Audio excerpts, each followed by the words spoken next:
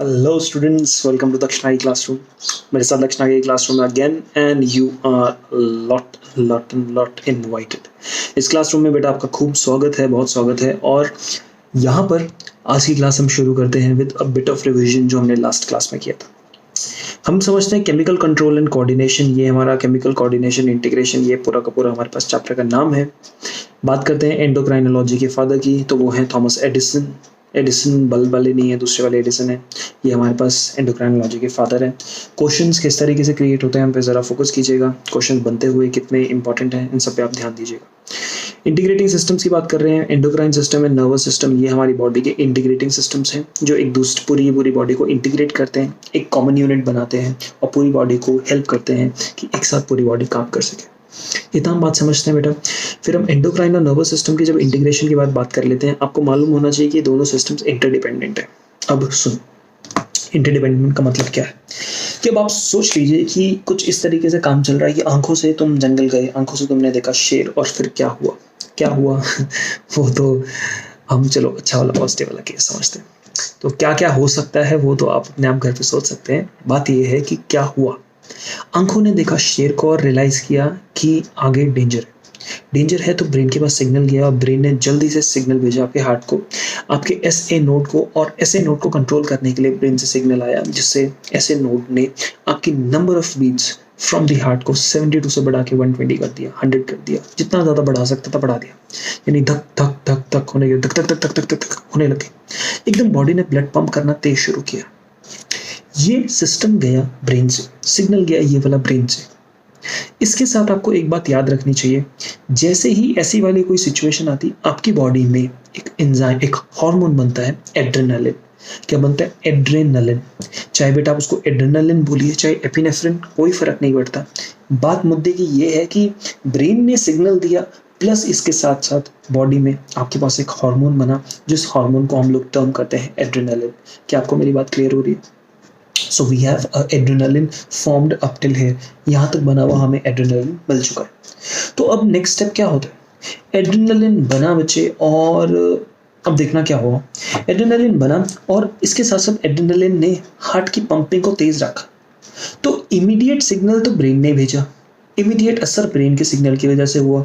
और अब वो हमें पता है ना कि ब्रेन का सिग्नल आता है तो शॉर्ट लिव्ड होता है. तो जो न्यूरल सिस्टम का सिग्नल होता है वो शॉर्ट लिव्ड होता है. ये बात हमें बहुत बेहद अच्छे तरीके से क्लियर है. तो क्यों ना हम इस बात को ऐसे समझें कि ब्रेन से आया हुआ सिग्नल जो शॉर्ट लिव्ड था, अब हमें उससे जरा बाहर निकलना है. हमें सिग्नल अपने नर्वस सिस्टम में नहीं, अब हमें सिग्नल केमिकल अपने हार्मोनल सिस्टम से चाहिए कि हार्ट धक धक धक धक करता रहे. ऐसा नहीं है कि with in for few seconds उसने तेज किया और फिर वापस हो गया. उसको regular for a considerable amount of time उसको धक धक धक धक धक धक धक तेज स्पीड में रहना है. तो हमें एक लॉन्ग लास्टिंग इफेक्ट चाहिए. सो हमें क्या चाहिए? एक हार्मोन. तो क्या दोनों का इंटरैक्शन क्या एक दूसरे के ऊपर इंटरडिपेंडेंट था? तो यहाँ से देख के हम कह सकते हैं 100% इंटरडिपेंडेंट था. एक दूसरे के हिसाब से उनका काम चला. इन दोनों की मर्जी की वजह से, इन दोनों की मर्जी नहीं बोलूंगा, इन दोनों के इफेक्ट काम करने की वजह से पूरी बॉडी में बेटा होमियोस्टेसिस मेंटेन रहता है. फिर पॉइंट ये आता है कि what is homeostasis. I believe मैं आपको होमियोस्टेसिस अच्छे से समझा चुका हूँ. होमियोस्टेसिस वो कंडीशन है जिससे बॉडी की एक स्टेबल कंडीशन आप बनाए रख पाते हो. उस चीज को हम लोग क्या टर्म करते हैं? होमियोस्टेसिस. नाइस. एंडोक्राइन सिस्टम पे बात हो रही है. एंडोक्राइन सिस्टम अचीव करता है कोऑर्डिनेशन थ्रू केमिकल मैसेंजर्स, और केमिकल मैसेंजर्स को हम लोग हार्मोन्स कहते हैं.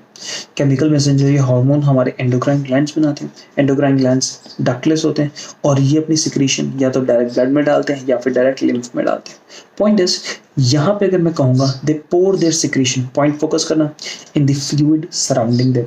अगर आपके पास एक एंडोक्राइन ग्लैंड है, उसके आसपास कोई भी फ्लूइड हो, चाहे वो आपका लिम्फ हो चाहे आपका ब्लड हो, उसमें अपना इफेक्ट डाल देते हैं. यहाँ पे नेक्स्ट चीज देखो, आपने लास्ट क्लास में नहीं पढ़ा था बट आप यहाँ नई चीज सीख रहे हैं. हार्मोन के इफेक्ट के बारे में बेटा स्टडी कराई जा रही है.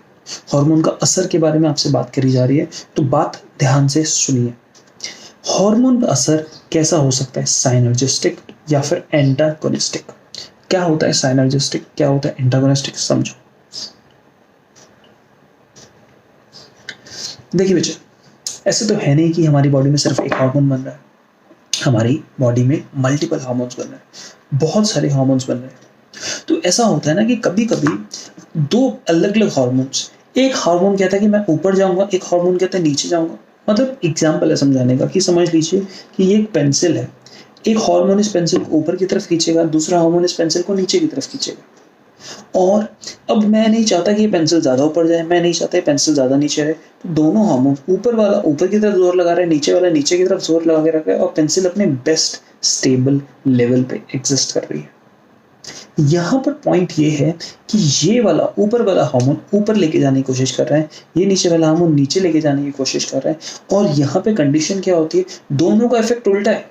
एक ऊपर की तरफ नॉर्थ और दूसरा साउथ की तरफ इफेक्ट कर रहा है, दूसरा साउथ की तरफ लेके जाना चाह रहा है, यानी दोनों का असर एक दूसरे के अगेंस्ट है बेटा। तो अगर कोई एक अगेंस्ट एक्शन होता है, एक दूसरे के अगेंस्ट काम होता है कि भाई तू जो काम करेगा तेरे से उल्टा मैं काम करूंगा, ये वाला एक्शन को बेटा हम एंटागनिस्टिक टर्म करते हैं। क्या टर्म करते हैं? एंटागनिस्टिक। तो point is what is antagonistic? I clearly and easily explain anything can be called as antagonistic when the two effects produced are opposite to each other. We straight and simply call it as antagonistic. हम बात करते हैं insulin की। Body के blood के अंदर glucose का, sugar का लेवल कम करता है इंसुलिन, ग्लूकागॉन शुगर के लेवल को बढ़ाता है। तो आप देखिए ग्लूकागॉन बढ़ा रहा है ब्लड में और इंसुलिन कम कर रहा है, तो एक बढ़ा रहा है कम कर रहा है, तो दोनों के इफेक्ट से शुगर बैलेंस रहेगा ना, एंटागनिस्टिक इफेक्ट। क्लियर? नेक्स्ट है साइनर्जिस्टिक इफेक्ट। ये साइनर्जिस्टिक इफेक्ट में दोनों साथ साथ काम करते हैं ताकि पूरा का पूरा प्रोसेस हो सके। आप देखिए कि यहाँ पर मेरे को XYZ ये स्टार्ट है, ये फाइनल डेस्टिनेशन है। मुझे X से Y जाना है और फिर Y से Z जाना है, इस तरीके से रूट है। तो बेटा हार्मोन LH, LSH और FSH, LH सॉरी उल्टा लिख दिया बेटा मैंने, हार्मोन LH यहाँ पे काम कर रहा है, FSH यहाँ काम कर रहा है। थोड़ा दिमाग लगाओ, हार्मोन ये वाला हार्मोन आधा काम करके दे रहा है, ये वाला हार्मोन बाकी बचा हुआ काम कर रहा है। मुद्दे की बात ये है कि बेटा दोनों हार्मोन मिलके काम कर रहे हैं ताकि प्रोसेस अपने कंप्लीशन पे पहुंच सके, यानी दोनों मिलके इस तरीके से काम करते हैं कि प्रोसेस कंप्लीट हो सके। बात आ रही है समझ में आपको? ये वाली बात को बेटा हम लोग क्या करते हैं, साइनर्जिस्टिक इफेक्ट। क्या टर्म कहते हैं बच्चे इसको? साइनर्जिस्टिक इफेक्ट। बोलो बात क्लियर हुई? सिंपल था ना? यानी हॉर्मोन्स के एक्शन को देख रहे हो, हॉर्मोन्स का एक्शन कुछ इस तरीके से हो रहा है, साथ साथ चल रहा है। डन है बच्चे? नेक्स्ट यहाँ तक हमारी बात हुई, हार्मोन रिसेप्टर की बात हुई। हार्मोन रिसेप्टर की बात करते हैं तो एनसीईआरटी ने हमें लास्ट टाइम समझाया था, अगर आप हार्मोन रिसेप्टर की बात करते हैं तो सेल के सरफेस पे भी हो सकते हैं, इस सेल के साइटोप्लाज्म के अंदर हो सकता है। सेल सरफेस कौन कहेंगे? सेल सरफेस रिसेप्टर, और इसको कहेंगे दूसरे वाले को साइटोप्लाज्म क्या जो अंदर होगा। इस वाले बच्चे इस वाले को बच्चे हम क्या टर्म करेंगे? विद इन द साइटोप्लाज्म वाले को इंट्रा सेल्यूलर। यहाँ तक आपको बात टर्न हो रही? गुड। आगे देखो, mode of hormone action.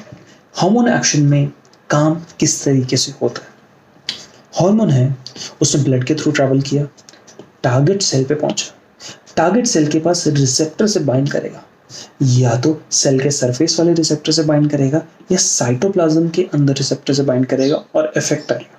Clear? एक सिंपल सा कैटेगराइजेशन। यहाँ पे अब आपको समझना है कि अब ये रिसेप्टर से हार्मोन बाइंड करता है, ठीक है?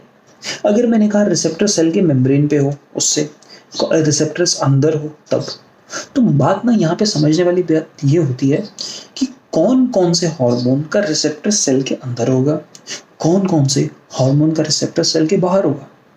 समझो, बॉडी ने रैंडमली नहीं डिसाइड कर लिया कि भाई इस हार्मोन का रिसेप्टर सेल के सरफेस पे रखूंगा मैं और इसका रिसेप्टर सेल के अंदर रखूंगा। रैंडम डिसाइडेड नहीं है, ये बड़ा सोचा समझा हुआ डिसीजन है।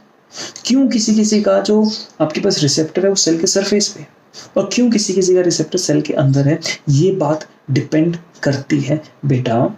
ये बात किस पे डिपेंड करती है? This thing depends on the nature, the chemical nature of the hormone. समझाता हूं। सबसे पहले सेल सरफेस रिसेप्टर के साथ बाइंड करते हैं।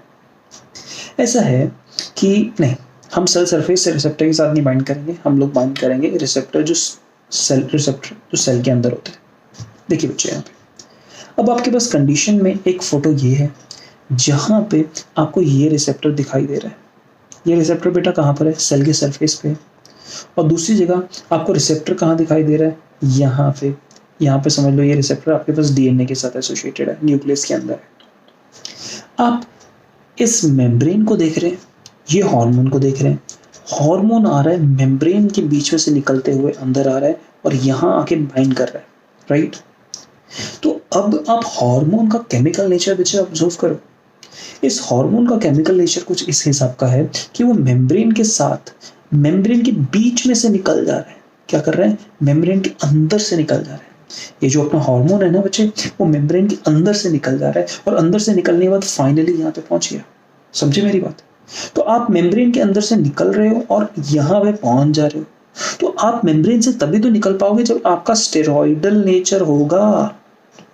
कि आपको मेरी बात समझ आई? कैसा नेचर होगा? स्टेरॉइडल। क्योंकि आपको किस में से निकलना है? इस मेम्ब्रेन में से निकलना है, जो मेम्ब्रेन फॉस्फोलिपिड की बनी हुई है। तो अब आपके पास जितने भी स्टेरॉइड हार्मोन्स होंगे, कौन से? एस्ट्रोजन एग्जांपल दिया हुआ है ना, जितने भी स्टेरॉइड हार्मोन्स होंगे, प्लस इसके साथ एक और चीज याद करनी है, आयोडोथायरोनीन्स जो होते हैं बेटा, ये दोनों जो कंपाउंड्स होते हैं, इन दोनों केमिकल्स के पास क्षमता होती है, कैपेबिलिटी होती है मेम्ब्रेन के बीच में से निकल जाने की। मेम्ब्रेन के बीच में से, मेम्ब्रेन को भेद के, मेम्ब्रेन में से होते हुए निकल के आप फाइनल रिसेप्टर्स के पास पहुंचते हो और रिसेप्टर्स के पास पहुंचने के बाद यहाँ जाके वो पर्टिकुलर मेम्ब्रेन के इंट्रासेलुलर रिसेप्टर से बाइंड करते हैं। आपको मेरी बात अच्छे से क्लियर हुई? ये बात थी हमारी किसकी बात थी? अगर आपके पास जो रिसेप्टर है वो किससे बाइंड करे? मेम्ब्रेन बाउंड नहीं हो, मेम्ब्रेन के अंदर। देखो इधर, receptors within the cell. Hormone जो है वो साइटोप्लाज्म के अंदर जाएगा, न्यूक्लियस के अंदर रिसेप्टर का वहाँ पे कर जाएगा, हार्मोन वहाँ पे रिसेप्टर प्रोटीन से जाके बाइंड करेगा, वहाँ पे हार्मोन रिसेप्टर कॉम्प्लेक्स बनेगा और हार्मोन रिसेप्टर कॉम्प्लेक्स करेगा जीनोम से, यानी आपके पूरे के पूरे डीएनए से कुछ इस कदर इंटरैक्ट करेगा कि पूरी बॉडी में, अब उस पूरी बॉडी ने उस टारगेट एरिया में, उस टारगेट ग्लैंड में या उस टारगेट ऑर्गन में आपको क्या दिखे? असर दिखाई दे। यानी आपको फिजियोलॉजिकल बॉडी के उस पर्टिकुलर एरिया के फंक्शनिंग में आपको असर दिखाई देगा, फिजियोलॉजिकल इफेक्ट जिसको हम टर्म कर रहे हैं। बात आपको यहाँ तक क्लियर हुई? ये बात करी बेटा हमने जब रिसेप्टर था सेल के अंदर। अब हम देखेंगे जब रिसेप्टर होता है सेल के सरफेस पे, यानी जब मेम्ब्रेन बाउंड रिसेप्टर होता है, यानी सेल सरफेस रिसेप्टर होता है, तो क्या होता है? यहाँ पे आओ देखें। देखो बेटा, हमें मेम्ब्रेन बाउंड रिसेप्टर क्यों चाहिए? आपको मेम्ब्रेन बाउंड रिसेप्टर इसलिए चाहिए क्योंकि जो ये हार्मोन हमारा जो केमिकल है ना, ये मेम्ब्रेन को क्रॉस करके नहीं जा सकता। आपका जो ये केमिकल है, अगर इस केमिकल के पास, इस हार्मोन के पास कैपेबिलिटी होता कि मेम्ब्रेन को क्रॉस करके अंदर चले जाए, तो सोचो क्या होता? इसको तो रिसेप्टर मेम्ब्रेन के सरफेस पे चाहिए ही नहीं। हमें किसी भी हालत में हार्मोन रिसेप्टर कॉम्प्लेक्स बनाना है, किसी भी केस में। बच्चे, अगर आपको ना हार्मोन रिसेप्टर कॉम्प्लेक्स की अगर बेटा फॉर्मेशन करनी है, तो आप यहाँ पे एक बात को बहुत ध्यान से सुनेंगे। अगर आपको हार्मोन रिसेप्टर कॉम्प्लेक्स बनाना है तो रिसेप्टर और हार्मोन इस तरीके से जुड़ जाना चाहिए। तो पुत्र, अगर ये हमारे पास मेम्ब्रेन है और ये हार्मोन है और हार्मोन का स्टेरॉइडल नेचर नहीं है, यानी हार्मोन या स्टेरॉइड या फिर आयोडोथायरोनिन इस नेचर का नहीं है, तो ये कभी एंटर नहीं कर पाएगा। तो हमें क्या करना पड़ेगा? हार्मोन को यहाँ पे किसी रिसेप्टर के साथ बाइंड कराना पड़ेगा। हार्मोन यहाँ पे मेम्ब्रेन पे रिसेप्टर पे बाइंड करता है, इतना हम समझते हैं। तो मुझे बताओ, जब बाइंड हो जाता है तो आपके पास क्या आता है? एक फिजियोलॉजिकल इफेक्ट। मैं आपको फिजियोलॉजिकल इफेक्ट समझाता हूँ। अगर आप किसी चीज को फिजियोलॉजिकल इफेक्ट कह रहे हैं तो इसका मतलब क्या है कि फंक्शनिंग में चेंज आ रहा है। फिजियोलॉजी यानी बॉडी की फंक्शनिंग में इफेक्ट आ रहा है, चेंज आ रहा है। आप किसी एरिया की, किसी ऑर्गन की, किसी स्ट्रक्चर की फिजियोलॉजी यानी फंक्शनिंग में चेंज कैसे लाएंगे? खुद सोचिए। अगर आपको ये चेंज लाना है तो बेटा आप कैसे लाएंगे? आप डीएनए को ऑल्टर करेंगे, या फिर मैं ऐसा समझाऊंगा, बहुत ध्यान से मेरी बात सुनना। आप डीएनए का एक्सप्रेशन ऑल्टर करेंगे। क्या आप मेरी बात ये समझ पा रहे हो? डीएनए का एक्सप्रेशन ऑल्टर करेंगे। नहीं समझ आई? ध्यान से देखो। अभी मैं क्या कर रहा हूँ बेटा, कंसेप्ट की डेप्थ में जाते रह रहा हूँ। कंसेप्ट यहाँ से शुरू करना था कुछ, लेकिन पहले सिंप्लीफाई करने के लिए ये समझा रहा हूँ, और इसको सिंप्लीफाई करने के लिए यहाँ पे मैं आपको बात समझाऊंगा। आपकी बॉडी के अंदर कोई भी फंक्शन होता है तो वो कैसे होता है? फंक्शन होता है कैसे? जो डीएनए है वो डीएनए का बेटा क्या होता है? ट्रांसक्रिप्शन। क्या होता है डीएनए का? ट्रांसक्रिप्शन। तो ट्रांसक्रिप्शन के प्रोसेस के बाद आपके पास बनता है आरएनए। ओके, आरएनए का फिर होता है ट्रांसलेशन, और ट्रांसलेशन के बाद यहाँ पर बनता है प्रोटीन। क्या आप ये बात समझ सकते हैं? और अब ये जो प्रोटीन बना है बेटा, ये प्रोटीन प्रोड्यूस फिजियोलॉजिकल इफेक्ट। ये जो प्रोटीन है एक ये फिजियोलॉजिकल इफेक्ट लाता है। तो डीएनए अल्टीमेटली प्रोटीन बनाने के बाद एक फिजियोलॉजिकल इफेक्ट लेके आ पाता है। सही? तो ये पूरा का पूरा प्रोसेस, इस प्रोसेस को जिसको मैं अब बॉक्स में डाल रहा हूँ, दिस कंप्लीट प्रोसेस, जिसको मैंने अब रेड से कर दिया, दिस कंप्लीट प्रोसेस को मैं कहता हूँ, गिव मी अ सेकंड, इस प्रोसेस को मैं कहता हूँ एक्सप्रेशन ऑफ डीएनए। क्या? Expression of DNA. समझ गए? मैंने इस पूरे प्रोसेस को, ट्रांसलेशन एंड ट्रांसक्रिप्शन के प्रोसेस को, डीएनए का एक्सप्रेशन बोल दिया। क्या बोल दिया? Expression of DNA. इतना आपको क्लियर? बेटा अब देखिए, मैं डीएनए के एक्सप्रेशन को थोड़ा सा चेंज कर दूं तो बनने वाला जो ये प्रोटीन है ना, ये जो प्रोटीन बनेगा, मैं एक्सप्रेशन को चेंज करूंगा तो थोड़ा सा ट्रांसक्रिप्शन को ऑल्टर कर दूंगा। पता नहीं कैसे कर दूंगा, ये +2 में सिखाऊंगा। ये ट्रांसलेशन को थोड़ा सा ऑल्टर कर दूंगा तो प्रोटीन जो बनेगा वो थोड़ा ऑल्टर्ड बनेगा। ऑल्टर्ड प्रोटीन से जो असर आएगा वो थोड़ा ऑल्टर्ड आएगा, वो थोड़ा चेंज आएगा, थोड़े से डिफरेंस के साथ आएगा। कंसेप्ट पकड़ पा रहे हो? तो यहाँ पे एग्जैक्टली ये किया जा रहा है। ये जो हमारा हार्मोन है, ये हार्मोन इस रिसेप्टर के साथ बाइंड कर रहा है और फिजियोलॉजिकल इफेक्ट लेके आ रहा है। समझे? यहाँ तक बात क्लियर हुई? यानी डीएनए के एक्सप्रेशन को मुझे ऑल्टर करना जरूरी है फिजियोलॉजिकल इफेक्ट लाने के लिए। यहाँ तक आप बात समझ गए? ठीक है, तो ये वाला पोर्शन इज अंडरस्टूड। मैं इस पोर्शन को क्या करता हूँ, इस पोर्शन को डिलीट कर देता हूँ। ये पोर्शन आपको समझ आ गया? तो अब वापस इस पोर्शन की बेटा एक्सप्लेनेशन पे आता है, जो मैं पोर्शन यहाँ पे बना रहा था। मुझे इफेक्टिवली क्या करना है, डीएनए के एक्सप्रेशन को ऑल्टर करना है। तो मैंने लिया ये वाला हार्मोन और ये मेम्ब्रेन के सरफेस पे इस हार्मोन को बाइंड करा दिया। मेम्ब्रेन के सरफेस पे हार्मोन बाइंड कराया तो डीएनए का एक्सप्रेशन कैसे ऑल्टर होगा भाई? आपको डीएनए का एक्सप्रेशन ऑल्टर करना है, आपको ट्रांसक्रिप्शन ट्रांसलेशन का प्रोसेस ऑल्टर करना है, तो आपको कोई तो केमिकल डीएनए के साथ इंटरैक्ट करवाना पड़ेगा कि नहीं करवाना पड़ेगा? समझे मेरी बात? समझाता हूँ इस बात को कि आपको फिजियोलॉजिकल इफेक्ट लेके आना है। तो आपको यहाँ पे सेल के इंटीरियर में जो ये डीएनए है, इस डीएनए को किसी डीएनए के साथ प्लस कर रहा हूँ, मतलब प्लस करके दिखाने का मतलब है इंटरेक्शन। किसी दो मॉलिक्यूल की इंटरेक्शन करवानी पड़ेगी डीएनए के साथ, तब तो जाके डीएनए का एक्सप्रेशन ऑल्टर होगा, तब तो जाके आपके पास इफेक्ट आएगा। तो अब क्या करते हो, यहाँ पर हम ऑब्जर्व करते हैं कि जैसे ये हार्मोन इसके साथ करता है रिसेप्टर के साथ बाइंड, तो रिसेप्टर के साथ बाइंड करने के बाद जब ये दोनों जुड़ जाते तो यहाँ पे डेवलप होता है सेकेंडरी मैसेंजर। क्या डेवलप होता है? Secondary messenger. क्या है ये सेकेंडरी मैसेंजर? अब इसको समझो। आपके पास एक हार्मोन इस तरीके से, किसी भी तरीके से इंटरैक्ट कैसे करता है डजंट मैटर, फाइनली इफेक्ट लाता है। इतना समझते हो? हार्मोन आया सेल में कि सेल के साथ बाइंड किया, कैसे अभी मैं बात नहीं कर रहा हूँ, समझो कि उसने बाइंड किया और सेल के पास एक इफेक्ट आ गया। ये स्टेटमेंट सही है? तो अगर वो बाइंड करे और उसके बाद इफेक्ट आए तो मुझे एक बात बहुत अच्छे से क्लियर होती है, इसकी बाइंडिंग हार्मोन की बाइंडिंग इफेक्ट ला रही है। अरे ये क्या हो गया, हार्मोन की बाइंडिंग इफेक्ट ला रही है, तो मुझे एक बात अच्छे से समझ आनी चाहिए कि भैया ये हार्मोन एक मैसेंजर की तरह काम कर रहा है कि नहीं? यानी हार्मोन एक टाइप का मैसेज लाया कि भाई अब सेल का एक्सप्रेशन या टिश्यू का एक्सप्रेशन ऐसे चेंज होता है, इजंट इट? तो हार्मोन को हम लोग प्राइमरी मैसेंजर बोलते हैं। किसी भी केस में कोई भी हो, हार्मोन हमेशा प्राइमरी मैसेंजर होता है। अब जब मेम्ब्रेन बाउंड रिसेप्टर है तो मुझे पता है कि हार्मोन अंदर नहीं जा सकता, लेकिन किसी ना किसी तरीके से इस मॉलिक्यूल को तो इसके साथ बाइंड करना है। तो हम कैसे करते हैं, इस प्राइमरी मैसेंजर यानी हार्मोन को सरफेस बाउंड रिसेप्टर के साथ इंटरैक्ट करते हैं और इन दोनों की इंटरैक्शन के बाद सेल के अंदर डेवलप होता है सेकेंडरी मैसेंजर। ये सेकेंडरी मैसेंजर आगे जाके मल्टीपल रिएक्शंस करता है, डीएनए के साथ मॉलिक्यूल इंटरैक्ट करता है, एक्सप्रेशन बदल जाती है। समझ पाए?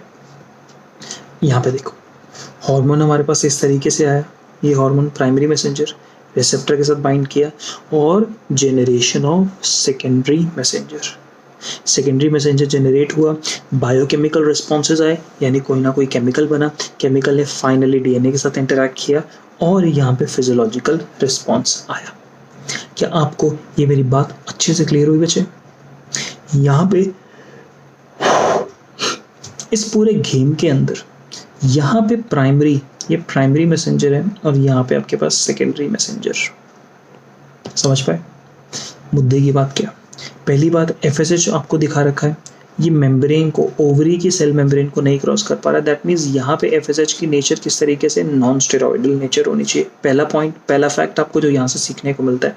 दूसरा fact, secondary messenger cyclic AMP या कैल्शियम।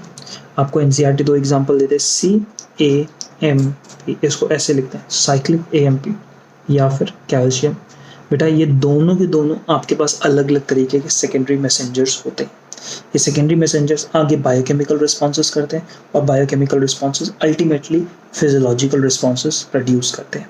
बात क्लियर हुई? सिंपल थी बेटा बात, समझना आसान था? अगर समझना आसान था तो ये मेरे साथ पढ़ो। Hormones which interact with membrane bound receptors, दोबारा पढ़ रहा हूँ, hormones which interact with membrane bound receptors normally do not enter the target cell, clear, but generate secondary messenger. secondary messenger अब NCERT यहाँ कौन कौन से बोलती है, कहता है साइक्लिक AMP, IP3, कैल्शियम, ऐसे ऐसे ये अलग अलग सेकेंडरी मैसेंजर्स का नाम NCERT देता है, आपको याद करने पड़ेंगे। विच इन टर्न, ये जो सेकेंडरी मैसेंजर बनते हैं ये क्या करेंगे, which in turn regulate the cellular metabolism, ये सेल्यूलर मेटाबॉलिज्म को आगे करते हैं effect. Hormones which interact with intracellular receptors, जो हार्मोन इंट्रासेल्यूलर रिसेप्टर्स के साथ बाइंड करते हैं, जैसे steroidal iodothyronines, mostly regulate gene expression और chromosome function by the interaction of hormone receptor complex with the genome. ये भी बात पढ़ चुके हैं हम लोग। Cumulative biochemical reactions result in physiological and developmental effects. Photo ये इसमें एक आपको ये फोटो दे रखी है और दूसरी फोटो ये दे रखी है। यहाँ पे ये hormone receptor complex directly DNA के साथ बाइंड करते हैं, यहाँ पे हार्मोन रिसेप्टर कॉम्प्लेक्स डीएनए के साथ डायरेक्टली कभी भी नहीं कर पाता। ये बात हमें समझ लेनी चाहिए। ये रिस्पॉन्स यहाँ पे सेकेंडरी मैसेंजर्स डेवलप करते हैं और तब जाके फाइनली रिस्पॉन्सेस बनते हैं। बेटा इसी बात को हम थोड़ा सा डिटेल में हम देखते हैं, जो हमारा यहाँ पे कंटेंट दिया हुआ है देखते हैं। हार्मोन यानी प्राइमरी मैसेंजर है आपके पास, it binds with trans membrane receptor, membrane के ऊपर एसोसिएटेड रिसेप्टर है जो मेम्ब्रेन के अंदर पूरा का पूरा पड़ा है। आपको मैंने कहा था पढ़ने के लिए ट्रांस मेम्ब्रेन प्रोटीन्स, पढ़ा कहा तो नहीं, बेसिकली आप क्या करेंगे, ट्रांस मेम्ब्रेन प्रोटीन्स को थोड़ा याद करेंगे। बेटा ट्रांस मेम्ब्रेन प्रोटीन्स ऐसे प्रोटीन्स होते हैं जो मेम्ब्रेन में ऊपर से लेकर नीचे तक होते हैं। आप जैसे यहाँ पे स्ट्रक्चर में देख सकते हो, ये जो बीच में बना रहा हूँ मैं, ये ट्रांस मेम्ब्रेन प्रोटीन बना रहा हूँ। तो ये जो ट्रांस मेम्ब्रेन प्रोटीन है बेटा, दिस ट्रांस मेम्ब्रेन प्रोटीन, जिसको मैं इस तरीके से रफली मैंने आपको बना के दे दिया, ये ट्रांस मेम्ब्रेन जो प्रोटीन है ये मेम्ब्रेन के बाहर और अंदर दोनों तरफ है, ट्रांस मेम्ब्रेन प्रोटीन। एग्जाम्पल में G protein associated with transmembrane protein gets activated. इस स्टेटमेंट को मैं इरेज कर देता हूँ क्योंकि अब आपको ये वाला स्टेटमेंट नहीं चाहिए, not part of NCERT. Again initiate release of enzyme adenyl cyclase from the receptor site. आप ध्यान से यहाँ पे देखना, आपके पास ट्रांसमेम्ब्रेन प्रोटीन के साथ बाइंड किया हार्मोन ने, ठीक है। अब बाइंड करने के बाद कुछ ऐसा रिएक्शन हुआ कि सेल में एक प्रोडक्ट रिलीज हुआ adenyl cyclase. Again this is outside NCERT, रटना नहीं, दिमाग में डालो। यानी रिसेप्टर के साथ मेम्ब्रेन के पास इस तरीके से आपके पास ये रिसेप्टर पड़ा है, ट्रांसमेम्ब्रेन रिसेप्टर, इसके साथ किसी चीज ने आके इस तरीके से अपने हार्मोन ने आके बाइंड किया और यहाँ पे एडेनाइल साइक्लेज एक्टिवेट हो गया। और एडेनाइल साइक्लेज एक्टिवेट होने के बाद वो क्या करता है, एटीपी को कन्वर्ट करता है साइक्लिक एएमपी। क्या आपको यहाँ पे सेकेंडरी मैसेंजर जनरेट होते हुए दिखाई दे रहे हैं? देखो बेटा, अब जैसे ही रिसेप्टर ने बाइंड किया, एक्टिवेट क्या हुआ? एडेनाइल साइक्लेज एक्टिवेट हुआ ना। एनसीईआरटी इसको कहते हैं रिस्पॉन्स 1। अगर मैं यहाँ पे रिस्पॉन्स 1 में लिख दूं तो this is activation of adenyl cyclase. Adenyl cyclase, उसके बाद वो generation of secondary messenger cyclic AMP, वो किस तरीके से हुई? एटीपी को अगर हम यहाँ देखें कि ये था जो एटीपी, इसको एडेनाइल साइक्लेज की मदद से सीएएमपी के अंदर हमने कन्वर्ट कर डाला, बन गया ना generation of cyclic AMP. Calcium की रिलीज होना होता तो वो किसी और तरीके से होता, ये तरीका साइक्लिक एएमपी का है। साइक्लिक एएमपी बना, उसने कास्केड बायोकेमिकल रिएक्शंस कराए। बेटा वर्ड ध्यान रखना, कास्केड अगर आपको कहीं पे लगा हुआ मिल गया तो कास्केड का मतलब है मल्टी स्टेप। तो मल्टी स्टेप बायोकेमिकल रिएक्शंस हुए। क्या ये बात एनसीईआरटी ने दिखाई है? बिल्कुल। देखो आपको मल्टी स्टेप बायोकेमिकल रिएक्शन दिखा रहे हैं, 1 2 3 ऐसे मल्टी स्टेप है। ओके, एंड उसके बाद अल्टीमेटली हमारे पास फिजियोलॉजिकल इफेक्ट आ जाता है। ठीक बच्चे, एनसीईआरटी ने आपको सेकेंडरी मैसेंजर्स के नाम पे साइक्लिक एएमपी बताया, IP3 बताया, कैल्शियम बताया। यहाँ पे मैं आपको डीजी एक और बताता हूँ। मुद्दे की बात यह है कि आप इन सब की फुल फॉर्म को याद करेंगे, इनकी फुल फॉर्म पे डायरेक्ट क्वेश्चंस आ जाते हैं। IP3 inositol triphosphate, simple. DG di acyl glycerol.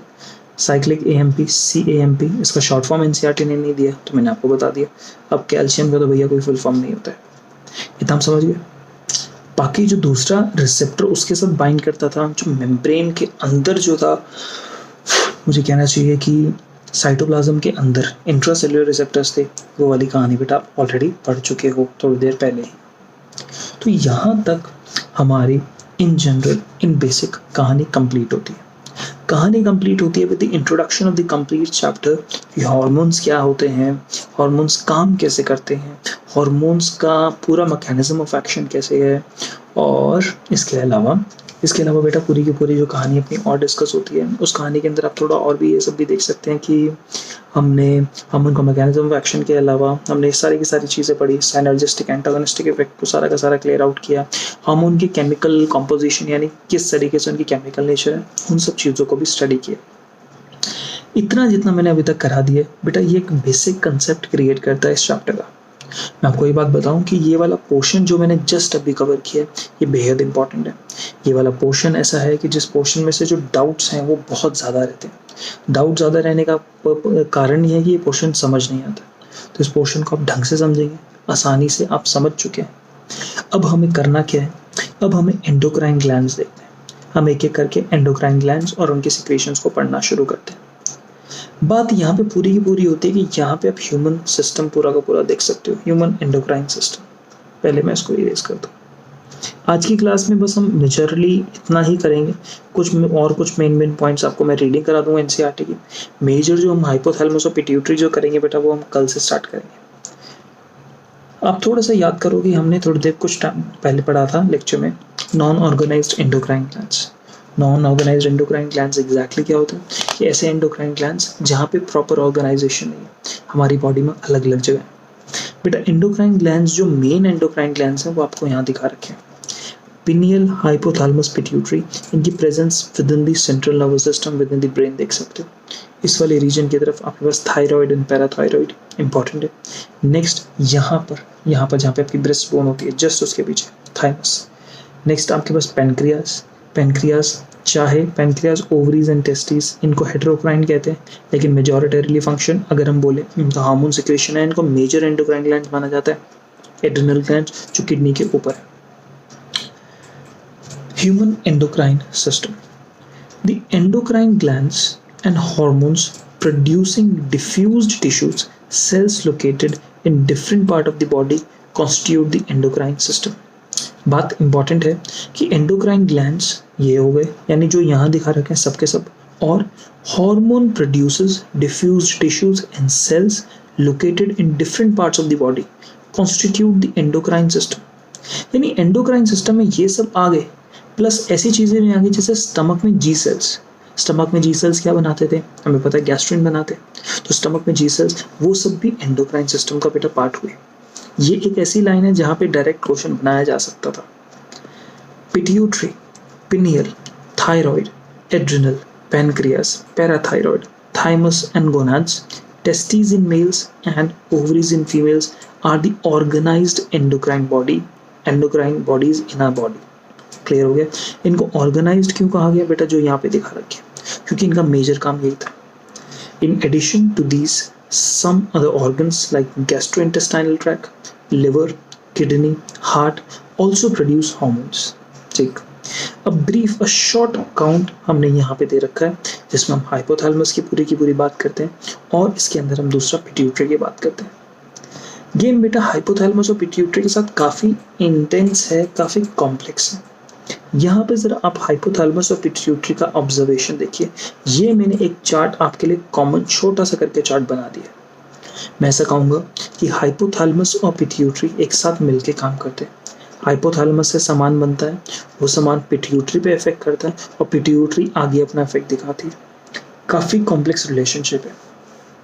आप लोग नया लेक्चर, नेक्स्ट लेक्चर स्टार्ट होने से पहले मैं आपको इतनी सलाह दूंगा कि बेटा आप ये सारा का सारा पोर्शन पहले हाइपोथैलेमस और पूरा का पूरा पोर्शन आप पिट्यूटरी का पहले से पढ़ के रखें, बेहद ज़रूरी है। आप हाइपोथैलेमस को ढंग से पढ़िए, आप पिट्यूटरी को ढंग से पढ़िए और इन दोनों की रीडिंग करने के बाद ही आप ये वाले पोर्शन को करेंगे। आपको जो स्क्रीन पे दिखाई दे रहा है आपकी कॉपी के नोट्स, इनको फिनिश ऑफ करेंगे और आप थोड़ा सा याद रखेंगे बेटा, ये मैंने पोर्शन आपको करवाया है। अगर मैं स्पेसिफिकली बोलूँ तो हाइपोफिजियल पोर्टल सिस्टम, आप हाइपोफिजियल पोर्टल सिस्टम को समझ के आएंगे। कल की क्लास से पहले आपको 100% क्लियर होना चाहिए हाइपोफिजियल पोर्टल सिस्टम एग्जैक्टली क्या होता है। हाइपोफिजियल पोर्टल सिस्टम की यहाँ पे रेलेवेंस सबसे ज़्यादा इंपॉर्टेंट है, कैसे काम करता है। इसके बाद बेटा पूरी की पूरी पिट्यूटरी कहानी और पूरा का पूरा आपके साथ यहाँ पे हाइपोथैलेमस की कहानी, सब कुछ हम लोग यहाँ पे कवर अप करेंगे। तो आज की क्लास बेटा इसी के साथ साथ पुट ऑफ करता हूँ, क्योंकि नया पॉइंट अगर नया लेक्चर शुरू हो जाएगा तो बहुत लंबा चला जाएगा। तो आज की क्लास को हम यहीं पे फिनिश ऑफ करते हैं। मैं इस उम्मीद के साथ आपको यहाँ छोड़ रहा हूँ कि कल की क्लास से पहले आप फुल टू प्रिपेयर्ड आएंगे, बढ़िया से पढ़ के आएंगे। तो अभी के लिए इतना ही, tata bye bye, good night, take care.